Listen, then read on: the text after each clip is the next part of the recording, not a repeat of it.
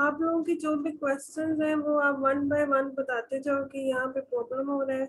सबसे पहले हम देखते हैं 1.2। 1.1 को हमने कर लिया था डिस्कस। तो 1.1 में 1.2 में जिसके जो क्वेश्चंस है प्रॉब्लम से रिलेटेड वो आप लोग पूछ सकते हो।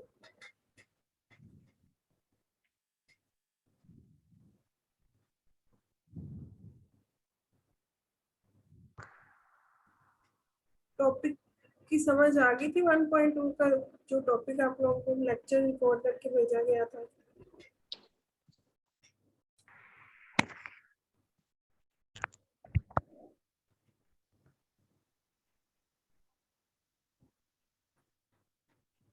वन पॉइंट टू के आप लोगों को और क्वेश्चन असाइन किए गए थे। ये जो कुछ स्टूडेंट्स हैं उन्होंने कहा था कि ये जो प्रॉब्लम 15 है मैम उससे आगे जो हमें इशू हो रहा है। तो प्रॉब्लम नंबर 17 देखते हैं हम सबसे पहले।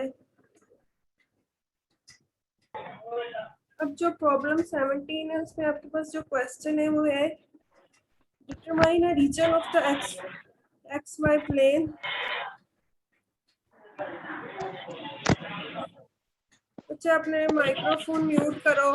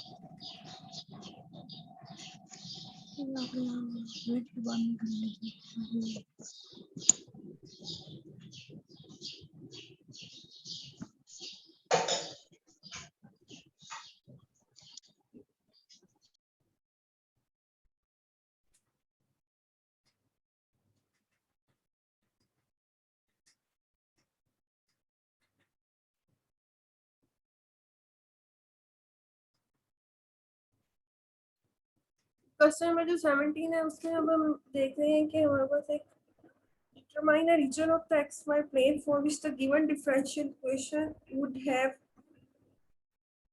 a unique solution whose graph passes through a point in the region। अब सबसे पहले जो हमने जो क्वेश्चन है उसको अंडरस्टैंड करना है। इस पे बेसिकली हमें जो फाइंड आउट करना है वो इंटरवल फाइंड आउट करना है जिसके अंदर आपके पास जो डिफरेंशियल इक्वेशन है उसका एक यूनिक सॉल्यूशन वजूद हो।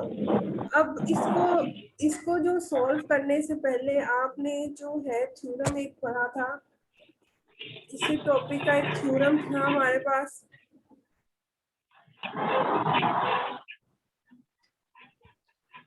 मैम आपकी आवाज नहीं आ रही।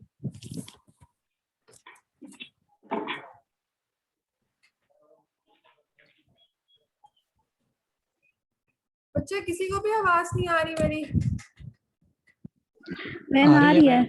बच्चे आप मैम आ रही है। ये जो स्टूडेंट जिसको आवाज नहीं आ रही बच्चे आप अपने मैम आवाज आ रही है लेकिन ना कट कट के आ रही है आपकी ना आवाज। कुछ नहीं आ रही, इतने क्या हो रहा है?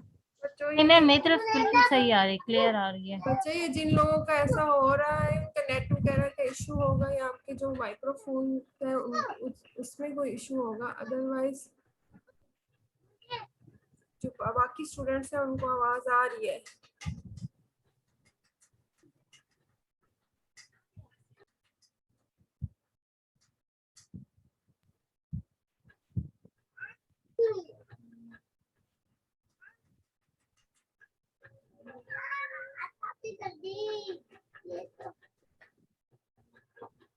हमने डिस्टेंस और यूनिकनेस से रिलेटेड एक थ्योरम पढ़ा था। वो हमारे पास जो थ्योरम था उसमें था अगर आपके पास कोई भी रेक्टेंगुलर रीजन हो एक्स वाई प्लेन के अंदर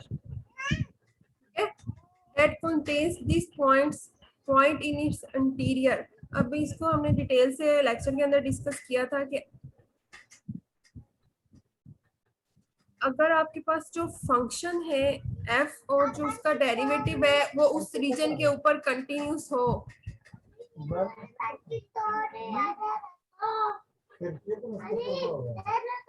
बच्चे आप लोग अपने माइक्रोफोन म्यूट करो, फिर ही आवाज आएगी बाकी स्टूडेंट्स को।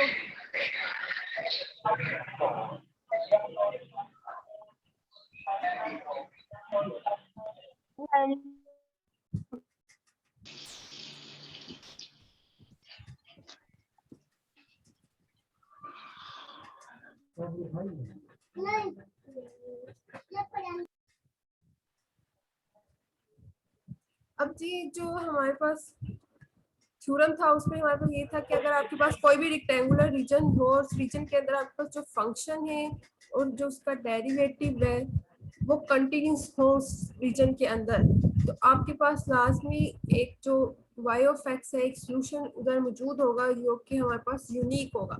अब यहाँ पे जो हमने करना है, हमने वही जो रीजन है या वो डोमेन है वो देखनी है जिसके अंदर हमारे पास जो फंक्शन है उसका जो डेरिवेटिव है वो कंटिन्यूस हो। इस जो अभी हमने प्रॉब्लम रीड की उसके अंदर हमने अब बेसिकली वो रीजन बता देनी है जिसके अंदर आपके पास वो जो फंक्शन है उसका जो डेरिवेटिव है वो कंटिन्यूस हो, क्योंकि with the help of this theorem हमें ये गारंटी मिल जाती है कि हमारे पास उधर एक यूनिक जो सॉल्यूशन है वो मौजूद होगा।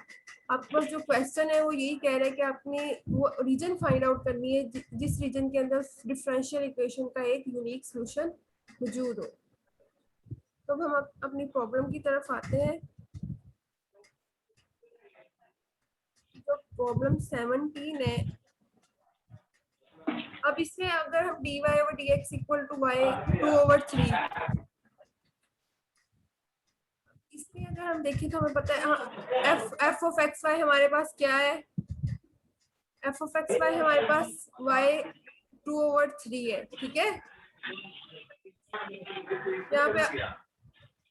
यहाँ पे अगर आप देखो तो आपके पास जो f of x y है वो क्या है, y की पावर 2/3, ठीक है। इसको हम देख लेते हैं।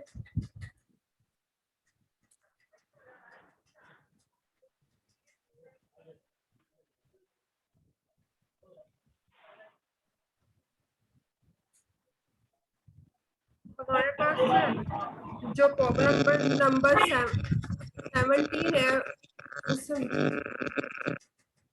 उसमें हमारे पास जो f of x y है वो क्या है, that is equal to y की पावर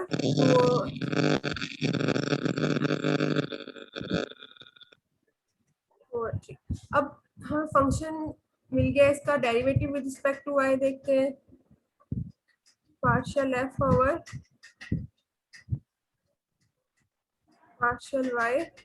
तो ये हमने जब डेरिवेटिव लिया तो पता है ये क्या आ जाएगा, 2/3 पावर रूल लगेगा इसके ऊपर, ये आपके पास आ जाएगा y की पावर नेगेटिव 1/3, ठीक है। ये नेगेटिव 1/3 आएगा। अब अगर इसको देखें तो ये बेसिकली हमारे पास है 2/3 और ये डिवीजन में ही हमारे पास आ गया y की पावर 1/3। अब अगर फंक्शन को देखें तो वो तो हमारे पास जो तमाम आप रियल नंबर्स देखते हो -∞ to ∞ ओपन इंटरवल के अंदर, तो उसमें हमारे पास ये जो फंक्शन है वो डिफाइंड है, ठीक है। और उसी के अंदर ये हमारे पास जो फंक्शन है वो कंटिन्यूस भी है। जब हम इस फंक्शन को देखते हैं तो हमें पता है ये जो फंक्शन है ये 0 के ऊपर हमारे पास क्या है, डिफाइंड नहीं है ये वाला जो आपके पास फंक्शन है। जब हमने डेरिवेटिव को देखा पार्शियल f और पार्शियल y को, तो हमें पता चला कि ये हमारे पास जो है 0 के ऊपर हमारे पास कंटिन्यूस नहीं रहता, क्योंकि 0 के ऊपर ये डिफाइंड नहीं है। जब आप इसमें 0 सब्स्टिट्यूट करते हैं तो ये हमारे पास जो टर्म है ये क्या हो जाएगी, अनडिफाइंड हो जाएगी।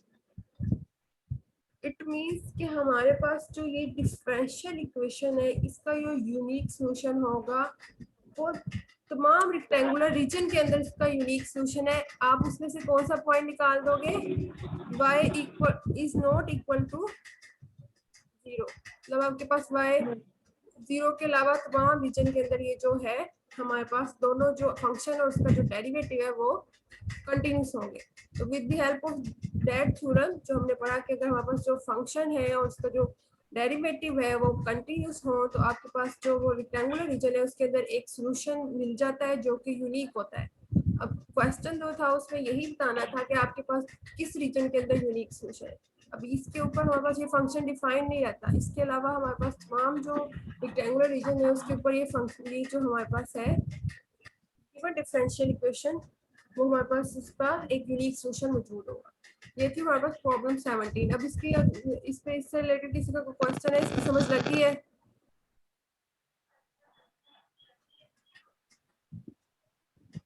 Yes ma'am. अगर आप जी मैम। अब अगर आप ये प्रॉब्लम नंबर 17 to 24 जो भी प्रॉब्लम्स है वो इसी पैटर्न में करनी है। प्रॉब्लम नंबर 19 देखते हो तो इसमें अब dy ओवर dx क्या आ जाता है आपके पास, y ओवर x, ठीक है। f ऑफ x y आपके पास क्या है, y ओवर x है। अब उसका विद रिस्पेक्ट टू y आप जब डेरिवेटिव लेते हो तो आपके पास क्या आ जाएगा, 1 ओवर x आ जाएगा, ठीक है। अब उसके अंदर हमारे पास वो तमाम रेक्टेंगुलर रीजन निकल जाएगी। अब उसमें हमने x इक्वल टू 0 निकाल देंगे क्योंकि आपको डिनोमिनेटर में आ रहा है x। सिमिलरली इसी पैटर्न में प्रॉब्लम 21 है, ये क्या आएगा, x square over 4 negative y square, ठीक है।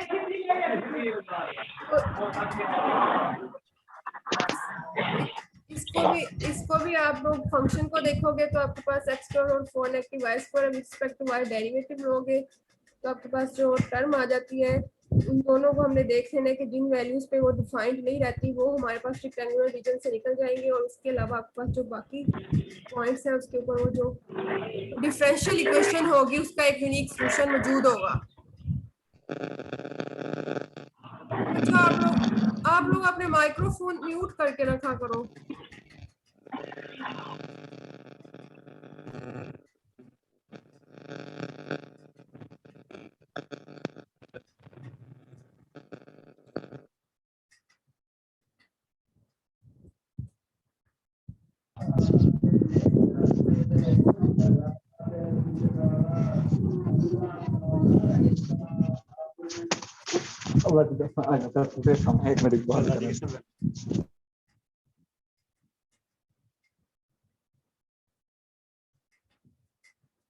इसी पैटर्न क्वेश्चन नंबर 23 है। नेक्स्ट जो हमारे पास प्रॉब्लम 25 टू 28 है।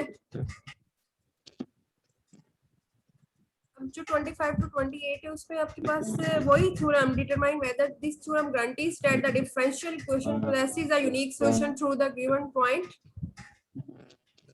अब हमने जो ये डिफरेंशियल इक्वेशन है सबसे पहले आपने इसका जो रीजन है, इसकी जो रेक्टेंगुलर रीजन है वो फाइंड आउट कर लेनी है। y prime equal to y square negative 9 square. इस प्रॉब्लम को देख लेते हैं।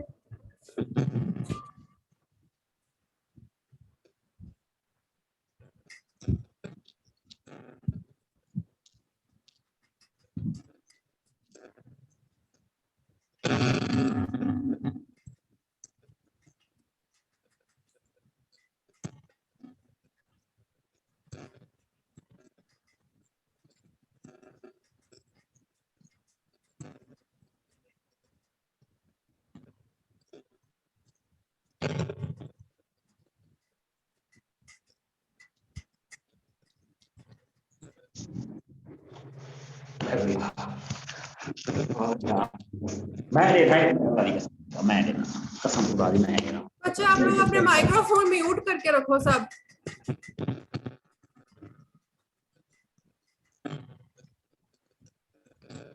आप लोग इतनी दफा ये माइक्रोफोन म्यूट किया आप लोग फिर उसको अनम्यूट कर लेते हो। जब कोई क्वेश्चन होगा तब आप लोग अनम्यूट किया करो।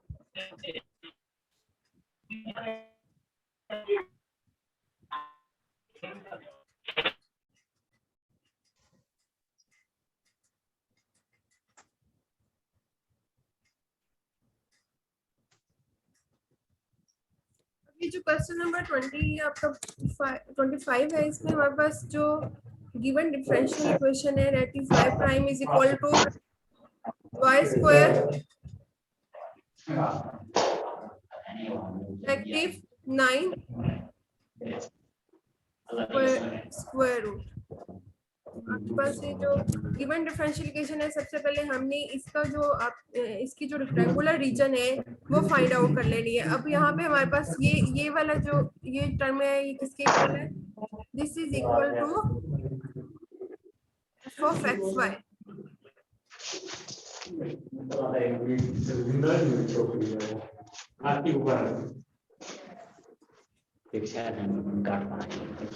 इसका with respect to Y derivative लेते हैं आप,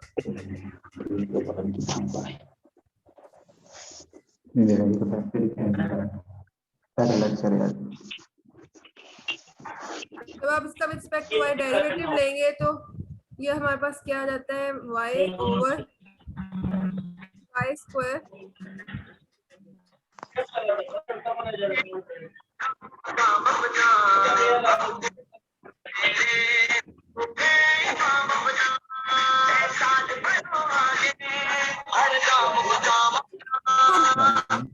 मोहम्मद साजिद सज्जाद, आपको मैंने ये मीटिंग जो है इससे निकाल देना है।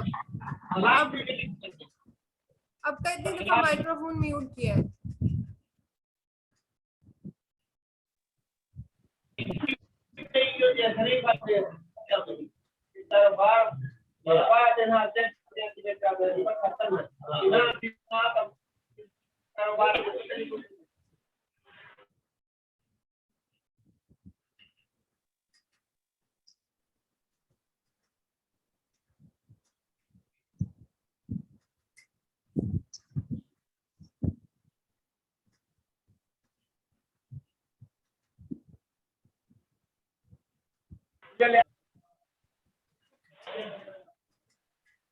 अब ये जो हमने इसका with respect to Y derivative निकाला तो सिंपल हमें पता है कि हमारे पास वाई स्क्वायर नेगेटिव 9 की पावर 1/2 है, तो आपके पास वही पावर रूल लगा और आपके पास इसका जो डेरिवेटिव है ये आ जाता है।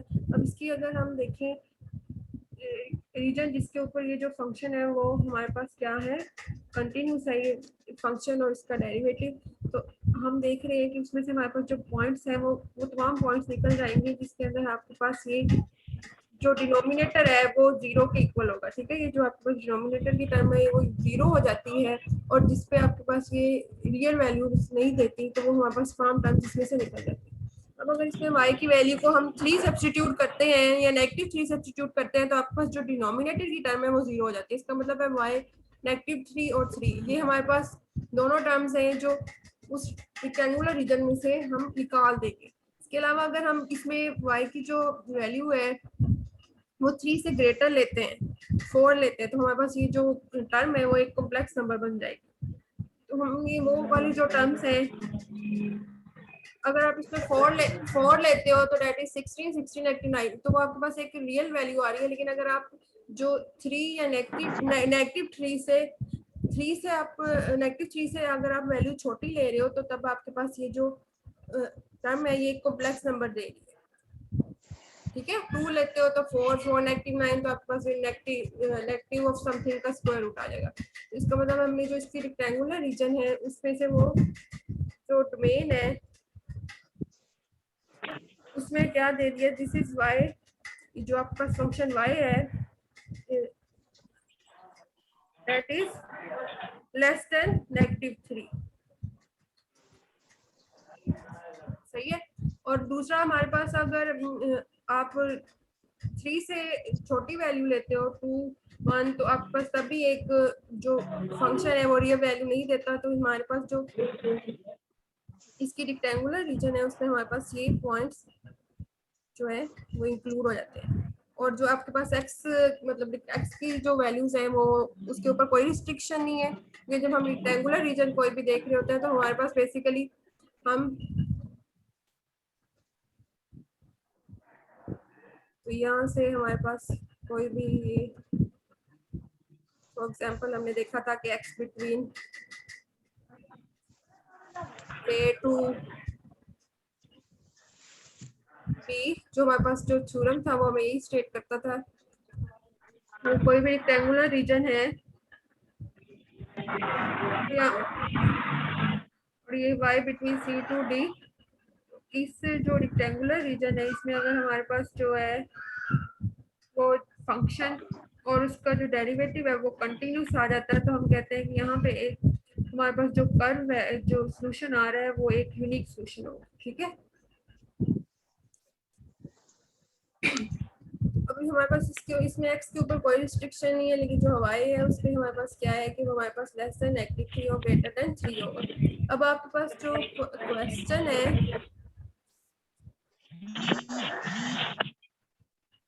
जो आपके पास क्वेश्चन है उसमें आपने जो है वो पॉइंट गिवन है और आपने उस पॉइंट को देखना है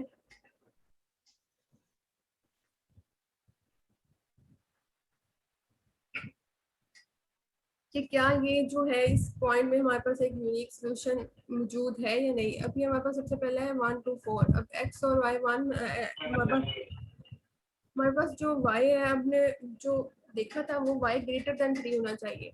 तो ये आपके पास जो 4 पॉइंट है वो ग्रेटर देन 3 आ रहा है। इसका मतलब है ये जो पॉइंट है ये हमारे पास उस रीजन के अंदर डिफाइंड है जिसमें हमारे पास जो डिफरेंशियल इक्वेशन है उसका यूनिक सोल्यूशन है।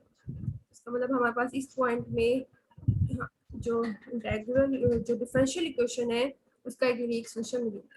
27 भी इसी तरह आपने देख ली है, 2 -3। अब जो -3 है वो हमारे पास इसमें इंक्लूड नहीं है। अभी हमने जो रेक्टेंगुलर रीजन देखी तो इट मींस ये हमारे पास जो है यहाँ पे कोई गारंटी नहीं है कि इसमें हमारे पास एक यूनिक सोल्यूशन मौजूद होगा।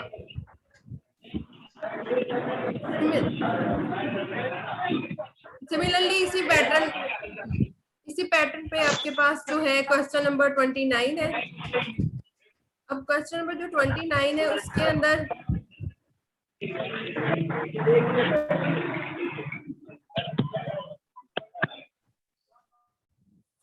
हुसैन, आपने अगर अपना जो माइक्रोफोन है म्यूट नहीं करना तो आप ये जो मीटिंग है वो लीव कर दो।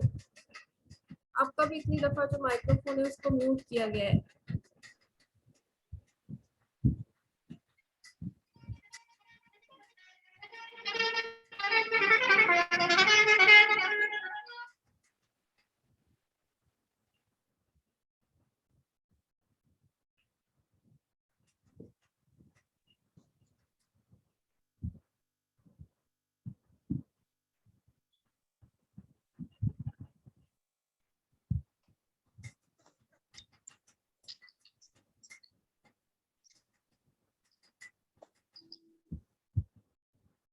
अब जो क्वेश्चन नंबर आपके पास 29 है इसमें भी आपने जो है differential equation by instruction find a one parameter family of solution of differential equation, verify each member of the family is a solution of this initial value problem। अब इसमें जो आपने ये आपको डिफरेंशियल इक्वेशन दी गई है इसका सोल्यूशन फाइंड आउट कर लेना है और उसके कॉरस्पॉन्डिंग आपने ये बता देना कि ये हमारे पास जो है this y of x is the solution और जो आपने इनिशियल कंडीशन है वो भी सब्स्टिट्यूट करके आपने इसका एक सोल्यूशन बता देना। तो ये तो आपका सिंपल है। सिमिलरली जो पार्ट बी है क्वेश्चन नंबर 29 का वो भी पार्ट ए से रिलेटेड है। अब इसमें आपने उसी थ्योरम को यूज करते हुए जिसके ऊपर आपका जो एफ ऑफ एक्स वाई, अब f of x y y over x आता है तो इसमें हमारे पास जो इसका डेरिवेटिव लेते हो तो ये हमारे पास क्या आ जाता है। अभी हमने इससे रिलेटेड एक प्रॉब्लम देखी थी 19, तो ये एग्जैक्ट उसी पैटर्न पे है। तो ये हमारे पास जो इसमें रेक्टेंगुलर रीजन में है पार्ट बी में हमारे पास एक्स को जो है 0 नहीं होना चाहिए, उसके अलावा जो तमाम जो पॉइंट्स हैं वो रेक्टेंगुलर रीजन में उसके ऊपर ये आपका जो डिफरेंशियल इक्वेशन है उसका एक यूनिक सोल्यूशन मौजूद होगा जो भी आप लोग रेक्टेंगुलर रीजन।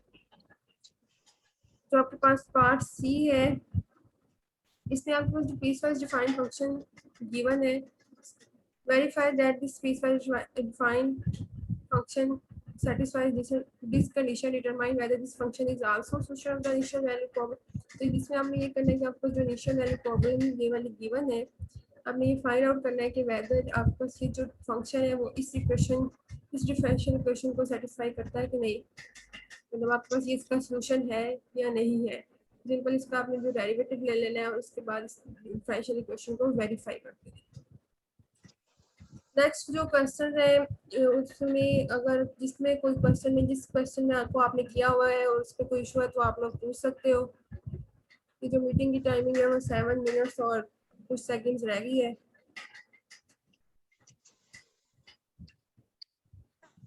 नेक्स्ट टाइम ना आपको एक वीडियो बना के ना रिकॉर्ड करके भेजी जाएगी कि आप लोगों ने अपने माइक्रोफोन्स किस तरह म्यूट करने हैं। अभी जितने स्टूडेंट्स हैं उनकी जिस प्रॉब्लम में कोई क्वेश्चन है तो वो आप लोग पूछ सकते हो। ये जो क्वेश्चन नंबर 31 है वो भी आप लोगों ने इसी पैटर्न पे करना है। जो सबसे अहम बात होती है वो आप लोगों ने इसी बात को याद रखना है कि आपके पास जो गिवन डाटा है उसको फॉलो करना है। पहले क्वेश्चन जो है, क्वेश्चन को अच्छे से अंडरस्टैंड किया करो, बाद में आप लोग सॉल्यूशंस की तरफ जाया करो। जो प्रॉब्लम है उसको अच्छे से पढ़ा करो, उसमें जहाँ जो गिवन है उसको लिखो, फिर जो क्वेश्चन पूछा गया है उसको अंडरस्टैंड करो। आपको पता होता नहीं है फाइंड आउट क्या करना है और आप लोग कहते हो कि सवाल ही नहीं हुआ। तो ये बाकी जो 31 क्वेश्चन है इसी पैटर्न को फॉलो करते हुए 33 आप लोगों ने ये इनको ट्राई करना है। फिर भी आप लोगों को कोई इश्यू होता है तो आप लोग वो जो आपने प्रॉब्लम जहाँ की हुई है उसको शेयर करके व्हाट्सएप ग्रुप के अंदर, और जो आपका क्वेश्चन है उसको आप पूछ सकते हो, ठीक है। ये जिस स्टूडेंट ने ये कहा था वो क्या बच्ची था, उसका नाम, वो ज्वाइन है इस मीटिंग में? जी मैम, मानूर मलिक था। अच्छा, मानूर मलिक बच्चे, अब आपको समझ आ गई है किस पैटर्न में प्रॉब्लम्स करनी है? जी मैम, आ गई है समझ। अब इसी तरह आपने ये बाकी भी ट्राई करनी है। ये 35 टू 38 है, तो 35 टू 38 में जो आपने करना है वो ये गिवन आपके पास जो ग्राफ्स गिवन है और उससे रिलेटेड आपको जो कंडीशंस हैं, इनिशियल कंडीशंस गिवन दी गई हैं, आपने ये जो इनिशियल कंडीशंस हैं इनको इन ग्राफ्स के साथ एसोसिएट करना है, ठीक है। तो आप लोगों ने इसको ट्राई किया करो, जी सबसे मैम। पहले अच्छे से उसको प्रॉब्लम को लिखा करो, खुद ट्राई किया करो, क्योंकि जब तक आप लोग खुद बार बार ट्राई नहीं करोगे आप लोगों को चीजें नहीं आएगी। आहिस्ता आहिस्ता तो आप लोग चल पड़ोगे, फिर इंशाल्लाह ताला जो नेक्स्ट टाइम वो भी आप लोगों को इशू नहीं होगा। ये इस तरह डिस्कशन प्रॉब्लम थे उसमें इश्यूज हो रहे थे, तो 39 को हमने डिस्कस कर लिया था, ठीक है। 41 जो थी वो प्रॉब्लम है हमारे पास, consider this initial value problem, determine which of two curves in the figure is only the possible solution curve, explain your reason। अब इसमें जो है आपके पास एक कर्व है, एक ग्राफ दिया गया जिसमें दो सोल्यूशन कर्व्स दी गई। हमने ये बताना है कि हमने हमारे पास जो कौन सा जो सोल्यूशन कर्व है वो इस इनिशियल वैल्यू प्रॉब्लम का सोल्यूशन है। अब y ऑफ 0 1/2 है। अब आपने y प्राइम ऑफ 0 अब अगर आप निकालते हो तो वो हमारे पास क्या आता है, सब्स्टिट्यूट करो, क्या आएगा, ये हमारे पास आएगा 0 नेगेटिव 2y ऑफ 0 और as a result 2 into y of 0 given है, दैट इज 1/2। तो ये आपके पास -1 आता है, ठीक है। y प्राइम क्या आ रहा है, -1 आ रहा है। अब हम सोल्यूशन जो कर्व है उसको देखते हैं। अब ये दो सोल्यूशन कर्व दी गई है, इनमें से हमने ग्राफ को देख के बताना है कौन से हमारे पास जो है वो सोल्यूशन होगा। अब ये ब्लू लाइन अगर देखें तो इसमें हमारे पास जो स्लोप है, जो आपके पास डेरिवेटिव है वो इंक्रीजिंग है। देख पता चल रहा है ना कि आपके पास इंक्रीजिंग है इसका जो डेरिवेटिव है। इसका टेंजेंट लाइन ड्रा करते तो आपके पास ऐसे यहाँ ड्रा होगी। अब जो आप पर्पल ये वाली जो लाइन है इसको देखो तो आपके पास जो स्लोप है वो डिक्रीजिंग है यहाँ से ऐसे, ठीक है। अब हमारे पास जो स्लोप आई है वो क्या आ रही थी, अभी जो हमने स्लोप निकाली y प्राइम ऑफ 0 वो क्या है, वो -1 आई थी। अब इसमें से कौन सी स्लोप है जो हमारे पास डिक्रीजिंग है, जो नेगेटिव आ रही है, ये वाली है ना। इसका मतलब है आपके पास ये जो सोल्यूशन कर्व है यही हमारे पास इस डिफरेंशियल इक्वेशन का सोल्यूशन है।